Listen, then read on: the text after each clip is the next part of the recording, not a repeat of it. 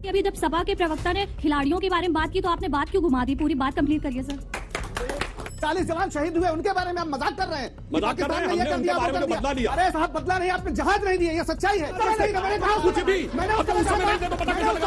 कुछ भी बोलने लगा। सवाल सुधांशु सर से है, इस तरह आपने पूरा इतिहास बता दिया। बताते रहिए सर, वो आपकी परेशानी है। सवाल मत पूछिए। सवाल ये है कि सर ने बात करी मन की बात में, जो जंतर मंतर में पहलवान प्रोटेस्ट कर रहे हैं उसकी बात, आपने पहलवानों का पा भी नहीं बोला, पूरा क्या गिना दिया। सोचा इन्होंने की चलते ही जाए, झूठों जुमलों की दुनिया बसाए। अरे हाँ, अरे हाँ, नहीं रे, नहीं रे, नहीं रे, नहीं रे, नहीं रे। लक्ष्मीबाई जी में आपका क्या योगदान था जरा? मैं नहीं कर रहा हूँ, ये कर रहे हो, कमाल करो, ये कर रहे हो। तो आओ यार शुरू करते हैं बिना किसी डेडिकेशन के।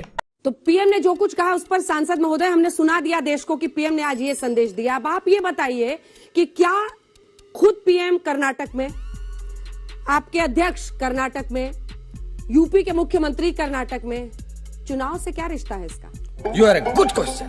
जब प्रधानमंत्री जी ने सत्ता की बागडोर संभाली थी तो सिर्फ सत्ता के लिए नहीं थी, वो देश के जनमानस के अंदर दूर दूर तक छुपे हुए कौन से बिंदु हैं उनको संवेदना के साथ देखने और समझने के लिए था। इसीलिए जब मोदी जी ने सत्ता संभाली तो शासक भाव नहीं, कभी सेवक का भाव, कभी अभिभावक का भाव।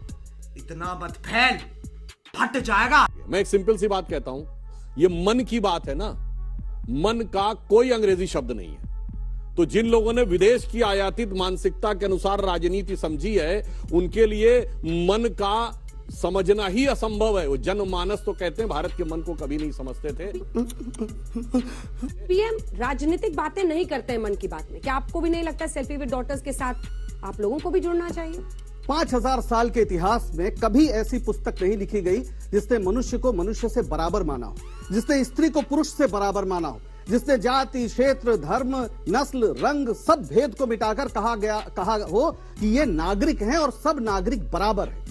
बात तो सही है। कांग्रेस के कद्दावर नेता उर्फ प्रवक्ता पंकज श्रीवास्तव और बीजेपी की राज्यसभा की सांसद उर्फ महापंडित प्रवक्ता सुधांशु त्रिवेदी के साथ हुई तीखी बहस। भाजपा की इस महाइतिहासकार प्रवक्ता को झूठ बोलना पड़ा भारी। समाजवादी पार्टी की प्रखर प्रवक्ता अनुराग भदौरिया ने इस महाइतिहासकार प्रवक्ता को लाइव डिबेट में ही व्याख्या दी। जब सुधांशु त्रिवेदी फंसने लगते हैं तब गोडी एंकर अंजुम कश्यप किससे मुद्दा को फटका देते हैं। दरअसल ये डिबेट हो रहा था मोदी जी के मन की बात की 100 एपिसोड पूरे होने को लेकर, जहां पर बीजेपी और मोदी सरकार करोड़ करोड़ रुपए फूंक दिए एक एपिसोड के लिए। उसी मन की बात एपिसोड में मोदी जी ने जो देश की गौरव रेसलर जंतर मंतर पर पिछले 7 दिन से धरना दे रहा है, उसको लेकर कुछ टिप्पणी नहीं थी। इसी बात को लेकर विपक्षी पार्टी की दोनों प्रवक्ताओं ने उठाए सवाल। बीजेपी की हर एक नेता और मोदी सरकार के मंत्री सत्यपाल मलिक ने जो खुलासा किया उस पर क्यों सन्नाटा है? जब ये सब सवाल उठा रहा था विपक्षी पार्टी की प्रवक्ता द्वारा, तब गोडी एंकर अंजुम कश्यप किससे मुद्दा को घुमा देते हैं। देखिए आप इस वीडियो में, और इस गोडी एंकर के बारे में आपकी क्या राय है नीचे कमेंट करके जरूर लिखना। अगर आप लोगों को ये वीडियो अच्छा लगे तो प्लीज वीडियो को लाइक करके चैनल को सब्सक्राइब जरूर कीजिएगा। अब आगे वीडियो। देश के प्रधानमंत्री जब कहते हैं तो बतौर विपक्ष हमें बहुत गंभीरता से सुनना चाहिए, पूरे देश को सुनना चाहिए। लेकिन जब वो सेल्फी विद डॉटर की बात करते हैं तो मेरा मन तड़प उठता है कि 2 किलोमीटर दूर महिला पहलवान बैठी हुई हैं कि एक सांसद को गिरफ्तार करो, उसने बलात्कार किया है, और मन की बात पे उसका जिक्र नहीं होता है। ये क्या है?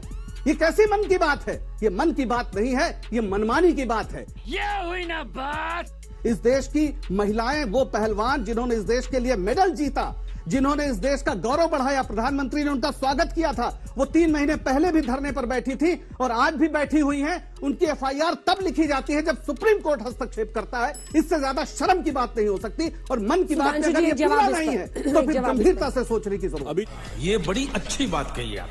मैं चुनौती से पूछता हूं, ये बताइए, रानी लक्ष्मीबाई, रानी अहिल्याबाई होलकर, चित्तूर की रानी चिन्नम्मा, रानी दुर्गावती और 4वीं शताब्दी में प्रभावती गुप्त, बताइए कोई यूरोप में हुई हो जिसने तलवार लेकर लड़ाई लड़ी हो? है अभी तक मनों में गुलामी, वही राग अंग्रेजियत का सुनाते बड़े लोग नामी गिरामी। रुको जरा, सबर करो। बताइए, आपने जितने लोगों का नाम लिया मैं उनका सम्मान करता हूं। वैधानिक रूप से स्त्री और पुरुष की बराबरी के लिए कोई पुस्तक लिखी गई हो, वैधानिक मतलब कानून, इस देश में कोड़े पड़ते थे, स्त्रियों को सती कर दिया जाता था, कौन सा कानून था? आप क्या बात करते हैं? आप इस तरह के नाम फिलोसफर्स के, हमारी वीरांगनाओं का नाम लेकर आप ये बताना चाहते हैं कि नागरिक थे?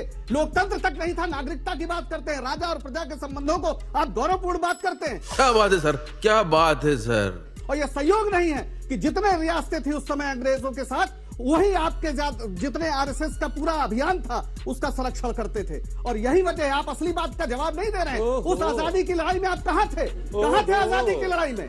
अच्छा, कहां थे आजादी की लड़ाई में? बताइए, सुनिए, जवाब दो। आजादी की लड़ाई में ये बताइए 2022-23 का बताइए। छोड़िए, हो गया। लक्ष्मीबाई ने आपका कोई योगदान नहीं था। लक्ष्मीबाई ने आपका कोई योगदान नहीं था। सुनिए, नहीं, लक्ष्मीबाई में आपका क्या योगदान था?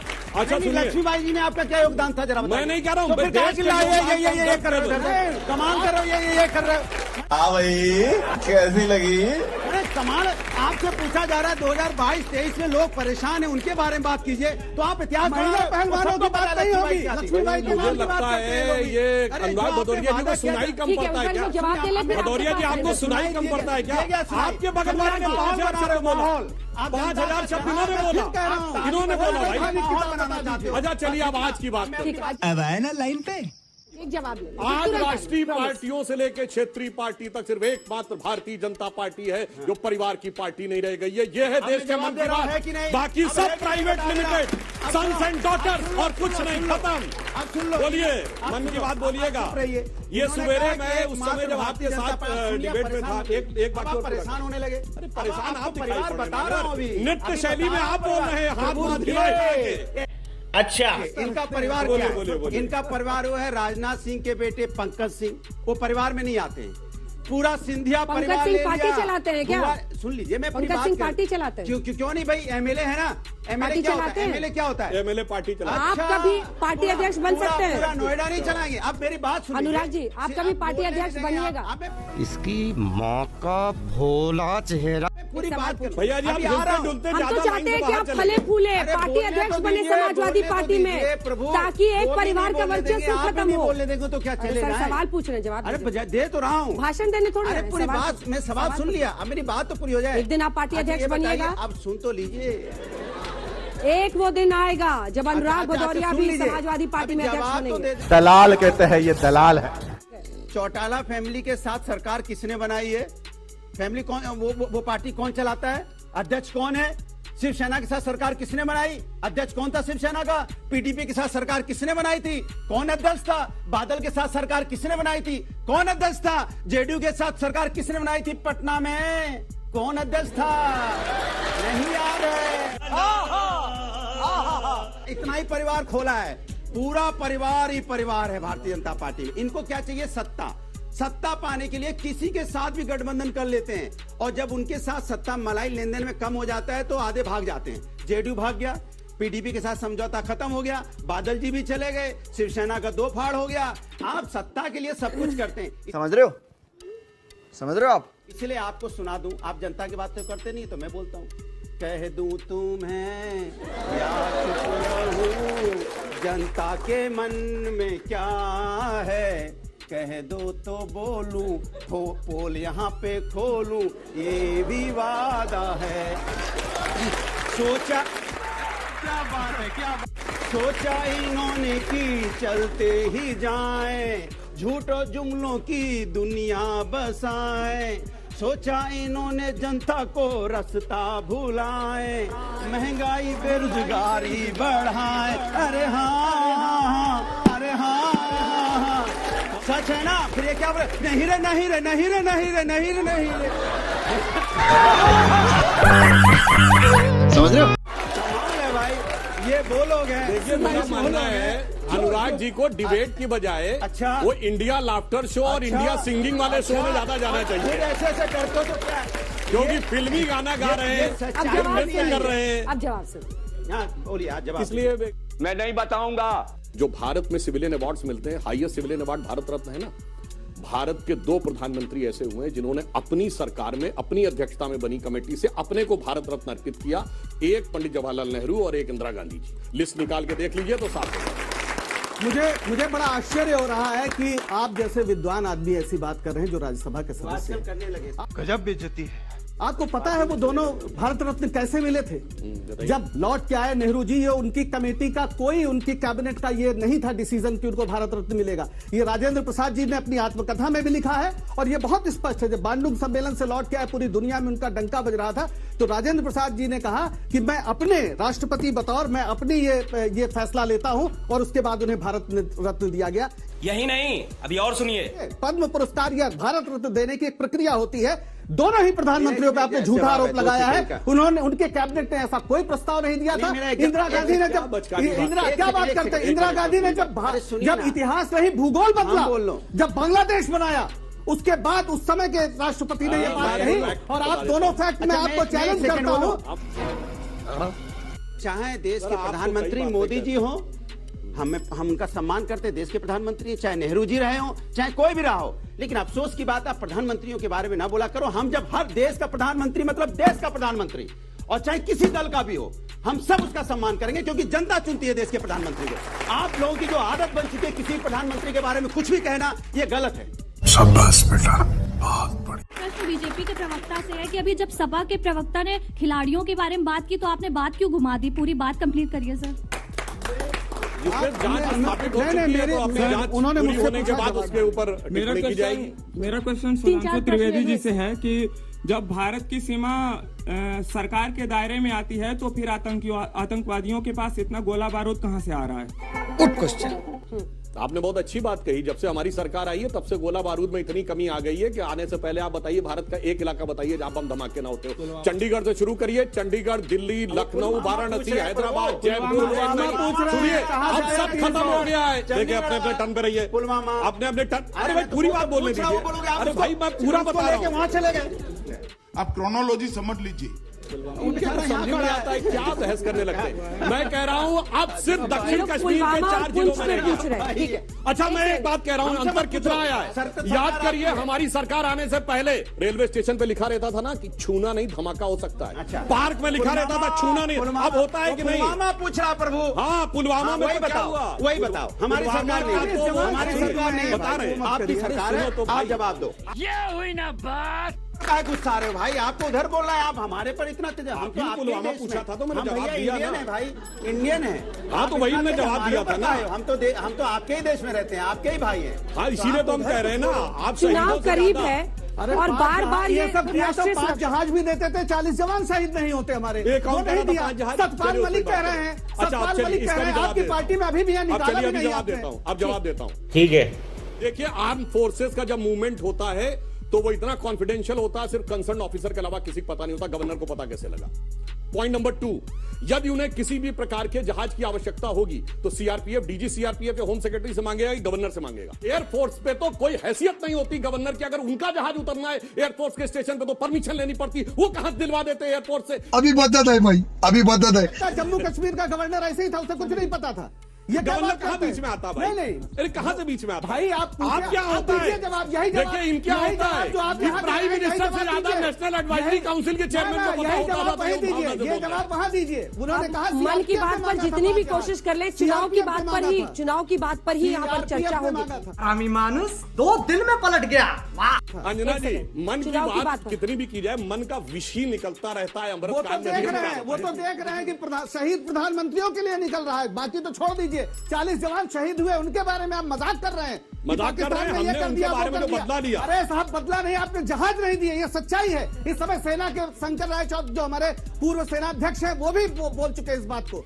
कमीना कैसे चुप हो गया? बोलती बंद हो गई कमीने की। क्या बात कर रहे हैं? सेनाध्यक्ष थे उस समय शंकर राय चौधरी जी। पूर्व मैंने उस समय शंकर राय चौधरी जी 2019 में सेनाध्यक्ष थे। मैंने कहा कुछ भी, अब तो उस समय नहीं थे तो पता कैसे लगा? कुछ भी बोलने लगते हैं। आप कुछ भी बोलते हैं। विनोद जी, मैंने उस समय का नाम ही नहीं लिया, मैंने कहा पूर्व हो गया। अरे सर इधर भी थोड़ा एड्रेस संभल के बल्लेबाजी करिए। संभाल के ही कर रहे हैं भाई। 1 सेकंड पानी आप दीजिए ना। Sorry sir. सुधांशु जी मेरे साथ एक चैनल में और भी, वहां भी मैंने बात स्पष्ट की थी और फिर कर रहा हूं। सुधांशु, जम्मू कश्मीर में यूनिफाइड कमांड है और यूनिफाइड कमांड को चेयर करता है चीफ मिनिस्टर जब सरकार होती है। उसमें आर्मी, सेंट्रल फोर्सेस और स्टेट पुलिस, तीनों के हेड्स होते हैं। और जब प्रेसिडेंट रूल होता है, गवर्नर रूल होता है, तो गवर्नर शेयर करता है। तो गवर्नर लूप में थे ये सतपाल मलिक। अच्छा, क्योंकि जब पुलवामा हुआ तो यूनिफाइड कमांड के चेयरमैन वही थे, नंबर 1। नंबर 2 ये है कि जो मूवमेंट जिस तरह से हुआ कि बार बार, और ये जो खबर आई जहाज वाली, ये उस समय भी अखबारों में छपी थी पूरी, वो चिट्ठी छपी थी डीआईजी सीआरपीएफ की, जिसमें उन्होंने जहाज के लिए होम मिनिस्ट्री को लिखा था और 4 महीने तक उसमें फैसला नहीं हुआ था। आप कुछ भी बोलो, ये नहीं सुनने वाला। इनके पास मार्केटिंग इवेंट का काम है, लंबी लंबी बातें करना। आप देखिए, सवाल का एक भी जवाब उन्होंने नहीं दिया। इससे पूछे गए और ये हाथ ठोकते रहे थे, लेकिन एक जवाब नहीं। चलिए, ड्रम भी बजा दिया और तालियां इनके लिए, तालियां नहीं दिया इन्होंने। रुक, तेरे को बताते तेरी। इसने पूछा भाई रोजगार पे जवाब दिया, ना पुलवामा पे जवाब दिया, ना इन्होंने पूछा उस पे जवाब दिया। पोडियम बचा के लेके चले गए वहाँ पे 1980 में, 1500 ईस्वी में ले गए, पता नहीं कहाँ घुमा रहे। अरे भैया, जनता पूछ रही है कि आप जो वादा करके आए तो पूरा कब करो, बस इतना बता दो, बाद बाकी बाद में बात कर लेंगे। असंभव, असंभव। सवाल सुधांशु सर से है कि सर आपने पूरा इतिहास बता दिया। बताते रहिए सर, वो आपकी परेशानी है। सवाल मत पूछिए। सवाल ये है कि सर ने बात करी मन की बात में, जो जंतर मंतर में पहलवान प्रोटेस्ट कर रहे हैं उसकी बात। आपने पहलवानों का पा भी नहीं बोला और पूरा इतिहास गिना दिया। सर, मैंने तो आपको बताया कि इस पे जांच हो रही है, तो इंक्वायरी कमेटी की रिपोर्ट आने दीजिए, उसके बाद ये विषय तय होगा। जनता को आप मूर्ख समझना बंद कर दीजिए। अरे एफआईआर के लिए सुप्रीम कोर्ट जाना पड़ा पहलवानों को, इससे ज्यादा शर्म की बात क्या हो सकती है? बलात्कार होते ही एफआईआर होती है, निर्देश है सुप्रीम कोर्ट का भी। ये कैसे हो सकता है? चूतिया बनाया तुमको। तो बिल गेट्स, अगर आप लोग भरोसा करते हो तो वो एक अलग फाउंडेशन है, bill and Melinda Gates foundation. उन्होंने एक्सेस माई इंडिया के जरिए एक सर्वे कराया, रिसर्च किया, करोड़ों लोगों तक ये बात पहुंच रही है और सामाजिक बदलाव की बातें हैं इसमें। वो ना किसी को पॉलिटिकली टारगेट करते हैं, किसी और। आपकी क्या स्ट्रैटेजी है इसको काउंटर करने के लिए, अगर आपको 24 में काउंटर? ये भोलापन का चेहरा है ना तेरा, नकाब अभी उतारूंगा। पहले अगर प्रधानमंत्री कुछ बोलते हैं और उसमें वो पीड़ा नहीं है, जनता के मन की पीड़ा, तो फिर मन की बात एकालाप और प्रलाप बनकर रह जाता है। मैं ये क्यों कह रहा हूं? आपने सीएसडीएस का नाम सुना होगा। आज तक जब से बना है सीएसडीएस और आज तक से बहुत अच्छे संबंध रहे। लगातार सर्वे आप सीएसडीएस के, उस पर भरोसा करते हैं। मेरे पास उसका सर्वे है। अभी मजा आएगा ना भिड़ो। तो सीएसडीएस ने क्या कहा है? सीएसडीएस का जो सर्वे है अभी तत्काल, उसने कहा है कि 62% लोगों ने इस देश के कभी भी सुना ही नहीं मन की बात।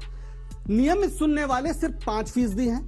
ये कब की सर्वे? ये लेटेस्ट सीएसडीएस का मेरे सामने। लेटेस्ट का कोई डेट तो होगा सर। मेरे बाबू तो बुला लो दिया।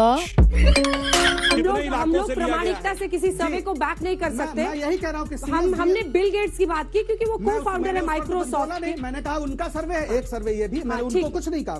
मैंने कहा ये सीएसडीएस का सर्वे है। अपना पॉइंट बताइए, आपका पॉइंट क्या है? ये कहना चाहता हूं, आपको सवाल याद है? नहीं, बिल्कुल सवाल याद है। दलाल कहते हैं, ये दलाल है। यही है कि हम कैसे उसको स्ट्रेटजी पे रोकेंगे, है ना? तो हमारा सवाल ये है, बिल्कुल याद है। मेरा पहली बात तो ये कहना है, ये जो बार बार माहौल बनाया जा रहा है कि इतना पैसा खर्च करके और लोग मन की बात सुन रहे हैं, सिर्फ 5% लोग सुन रहे हैं। सच्चाई ये है। अडानी के प्रश्न पर कभी मन की बात होगी क्या? हम पूछना चाहते हैं। पहलवान की बात तो नहीं की, अरे अडानी पे ही बोल दो। इस सज्जन को क्या तकलीफ है भाई? आप जो है 80 करोड़ लोगों को कह रहे हैं कि हम 5 किलो अनाज दे रहे हैं, ये गर्व की बात है? अरे शर्म की बात है कि 80 करोड़ लोग 5 किलो अनाज ना मिले उनको तो भूखे रह जाए। इसके बाद ये सवाल है। इन सवालों पे मन की बात का कोई बात हो तो बताइए।